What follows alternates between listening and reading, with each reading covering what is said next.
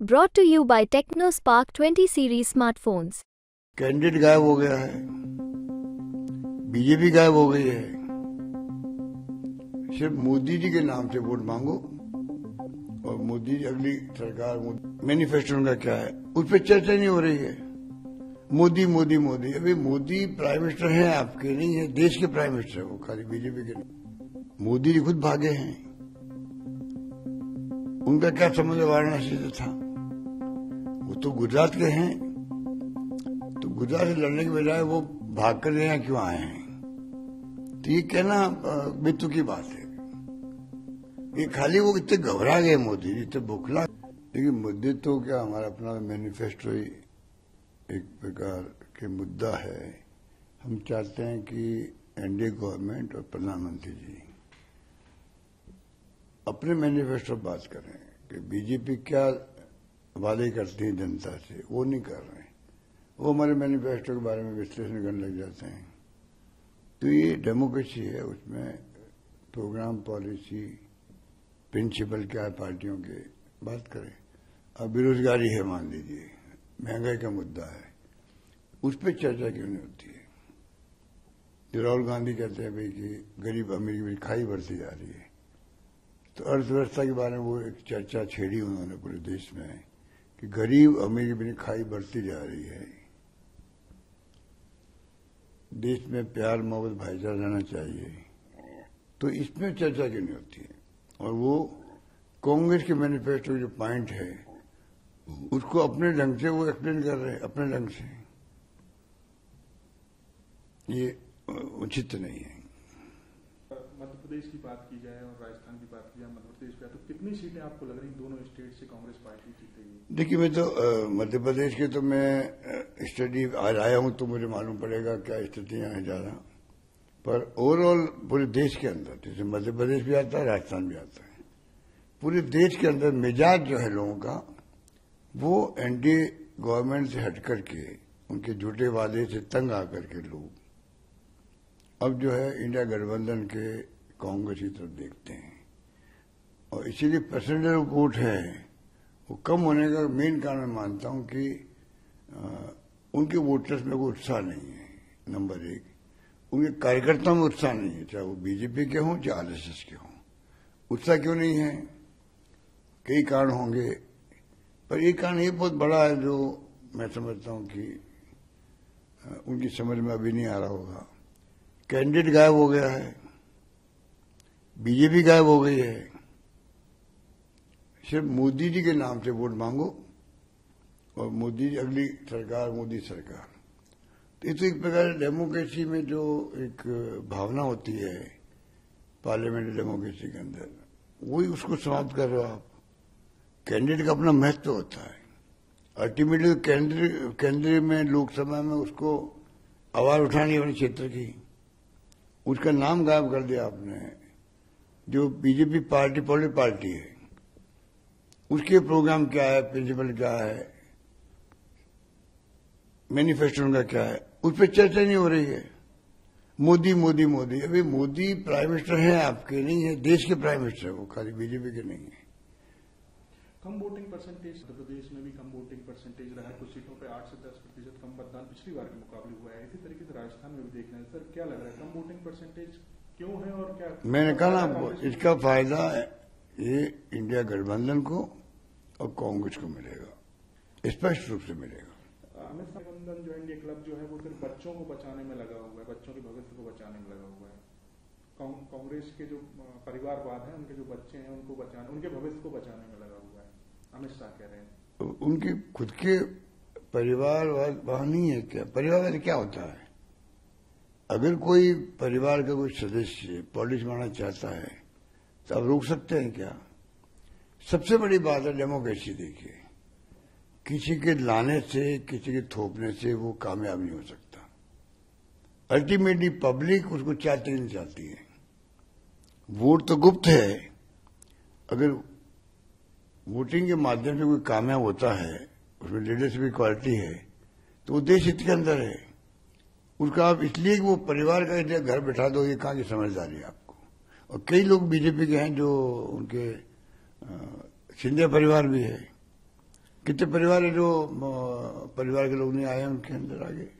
प्रधानमंत्री गांधी का मजाक उड़ाया, उन्होंने कहा जो अमेठी सीट से उन्होंने चुनाव नहीं लड़ा, रायबरेली से लड़ रहे हैं, तो उन्होंने कहा डरो मत, भागो मत। भागे कौन है बताओ आप? मोदी जी खुद भागे हैं। उनका क्या संबंध वाराणसी से था? वो तो गुजरात के हैं, तो गुजरात से लड़ने के बजाय वो भाग कर यहाँ क्यों आए हैं? तो ये कहना बेतु की बात है। ये खाली वो इतने घबरा गए मोदी जी, इतने बौखला गए हैं, जिस प्रकार की भाषा वो काम ले रहे हैं हमारे बांसवाड़े के अंदर। उसके पहले हमारे मैनिफेस्टो को बता दिया, मुस्लिम लीग का बता दिया, बांसवाड़ा में बता दिया कि मंगलसूत्र ले लेगी कांग्रेस पार्टी, ले लेगी आपके, सोना इकट्ठा कर लेगी, बांट देगी वो। ये तमाम इलेक्शन कमीशन की आचार संहिता के खिलाफ भाषण है उनके। क्योंकि आप धर्म के नाम पर वोट मांगना भी क्राइम है। आप मांग रहे हो और वो बोल नहीं रहा इलेक्शन कमीशन। इलेक्शन कमीशन को चाहिए जो इनके 3 जगह स्पीचेज हुई है, उसके बाद में प्रधानमंत्री मोदी जी पर कम से कम 10 दिन की रोक लगा देते वो कैंपेन करने से, तब लगता पूरे देश के अंदर इलेक्शन कमीशन निष्पक्षता से काम कर रहा है। अच्छा, मतलब ये मंगलसूत्र जो भी प्रधानमंत्री भाषण दे रहे हैं, आप कह रहे हैं चुनाव आयोग सही तरीके से पहुंच नहीं कर रहा, कार्रवाई नहीं कर रहा उनके ऊपर। वो हिंदू मुस्लिम कर रहा है ना। आप हिंदू मुस्लिम कैसे कर सकते हो? आप धर्म के नाम पर वोट ही मांग सकते हो। आप क्राइम है अपना आपके अंदर। अपनी बात कहें आप, पर जो भाषण दिए उन्होंने, डरावने दिए, तनाव पैदा करने के दिए, पाकिस्तान को लेके आ गए आप। तो जो भाषण धर्म के नाम पे दिए गए हैं, प्रॉपर्टी आपकी इकट्ठा कर बांट देंगे, 2 भैंसें आपकी है, 1 भैंस आपसे ले लेंगे, ये क्या भाषण हो रहे हैं? समझ में नहीं आ रहा मेरे तो।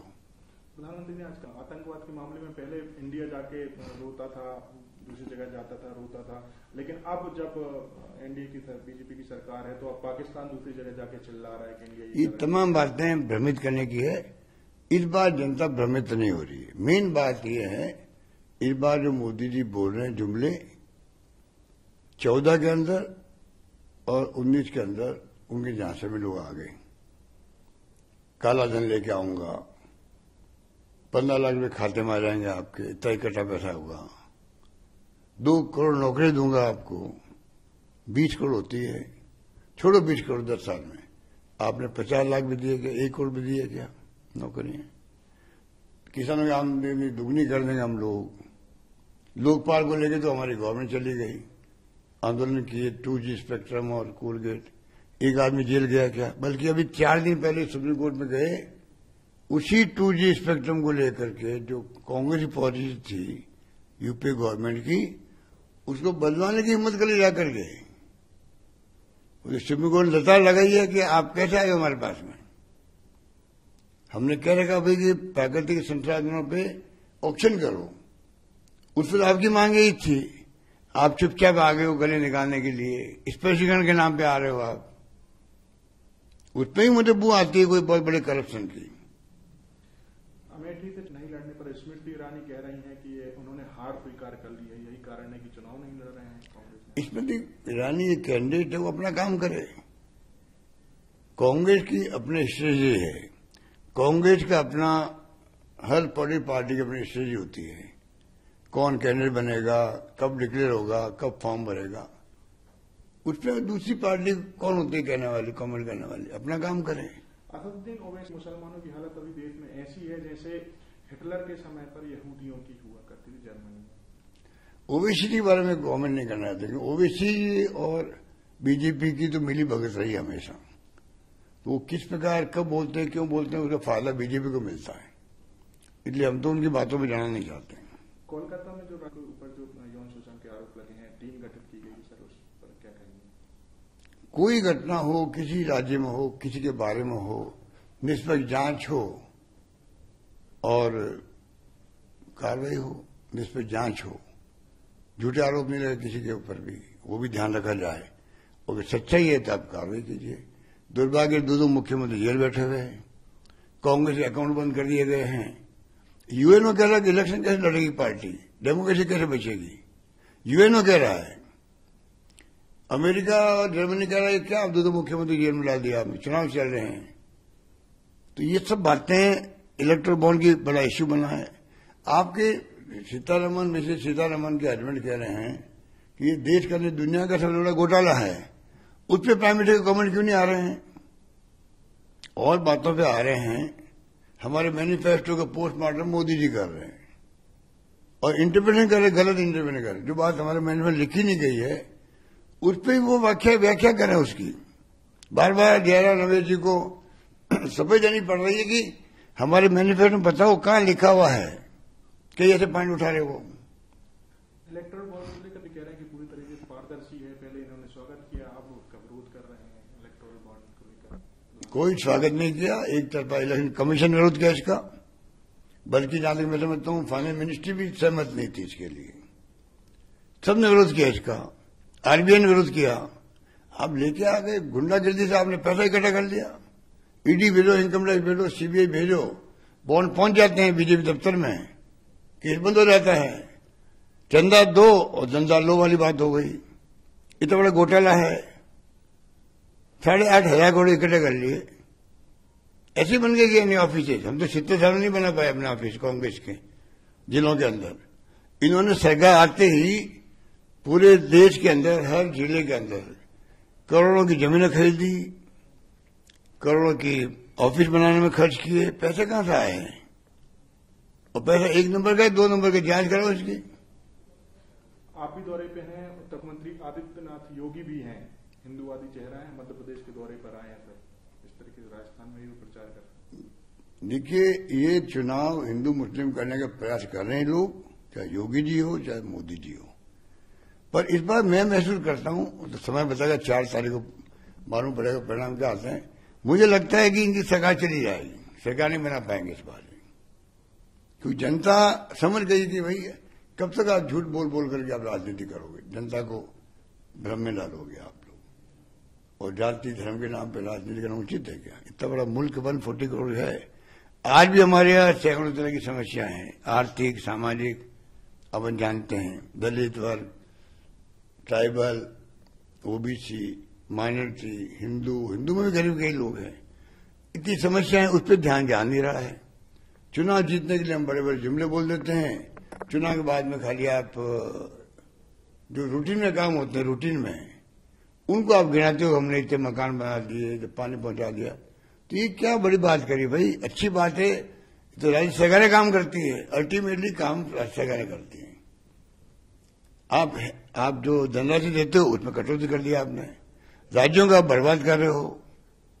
राज्यों में जो पहले जाता था पैसा, कटौती कर दी उसके अंदर। पहले 80-20 था, 60-40 था, अब आपने 50-50 कर दिया। जल जीवन मिशन आधा पैसा स्टेट गवर्नमेंट, आधा पैसा हमारा है केंद्र का।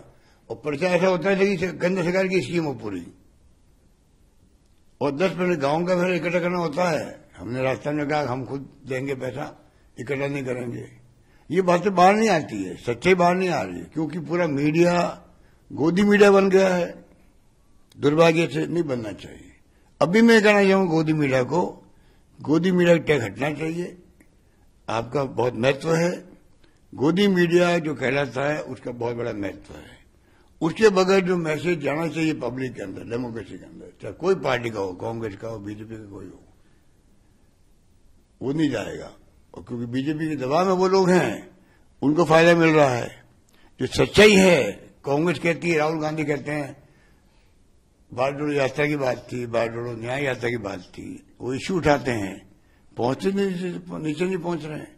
नुकसान किसको हो रहा है? डेमोक्रेसी को हो रहा है, देश को हो रहा है, समाज को हो रहा है। अरे भाई, आजादी के आंदोलन में भूमिका थी मीडिया की, वो भूमिका कहां दिखती है? अभी डेमोक्रेसी खतरे के अंदर है, उसका कोई डिस्कशन नहीं। संविधान की दर्जा हो रही है, उस पर कोई डिस्कशन नहीं हो रहा है। हवा उस पर डिस्कशन होना चाहिए ना, जनता फैसला करे। जनता को भ्रम में रखेंगे हम लोग तो सही फैसला नहीं।